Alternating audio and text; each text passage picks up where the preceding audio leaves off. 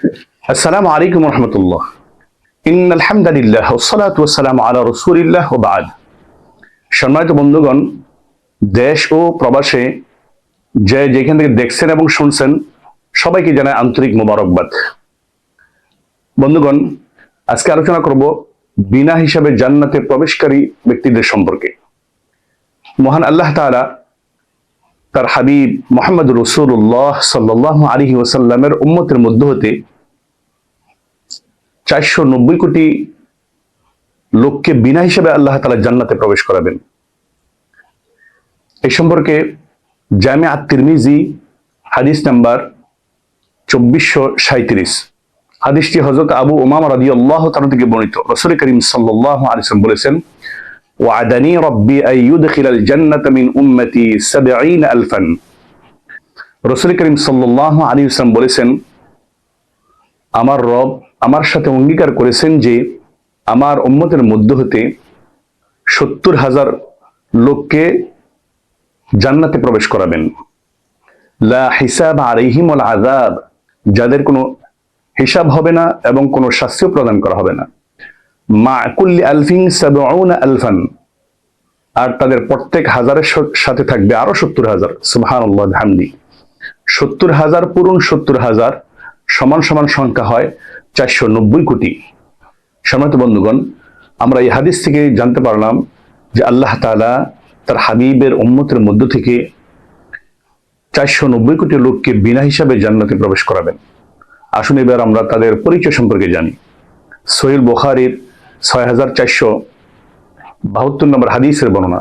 আন ইবনে আব্বাসিন আন্না রাসূলুল্লাহ সাল্লাল্লাহু আলাইহি ওয়াসাল্লাম قال, হযরত ইবনে আব্বাস রাদিয়াল্লাহু তাআলা থেকে বর্ণিত, রাসূল করিম সাল্লাল্লাহু আলাইহি ওয়াসাল্লাম বলেছেন, ইয়াদখুলুল জান্নাতা মিন উম্মতি 70 আলফান বিগাইরি হিসাব। আল্লাহ রাসূল সাল্লাল্লাহু আলাইহি ওয়াসাল্লাম বলেন, আমার উম্মতের 70,000 লোক বিনা হিসাবে জান্নাতে প্রবেশ করবে। এরপরে রাসূল করিম সাল্লাল্লাহু আলাইহি ওয়াসাল্লাম তাদের পরিচয় বর্ণনা করেছেন।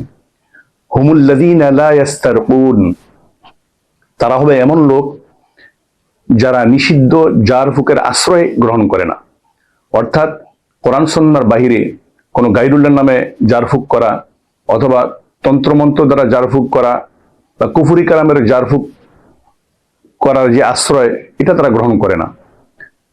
2 নাম্বার, ওয়ালা ইয়াতাতায়্যারুন, যারা শুভ অশুভ মানে না। আমাদের দেশে অনেক মানুষ আছে যারা শুভ অশুভ লক্ষণে বিশ্বাস করে। যেমন কোন লোক সকালবেলা ঘর থেকে বের হলে রাস্তা হুজুটকে এসে তো বলে আজকের যাত্রা ভালো হবে না।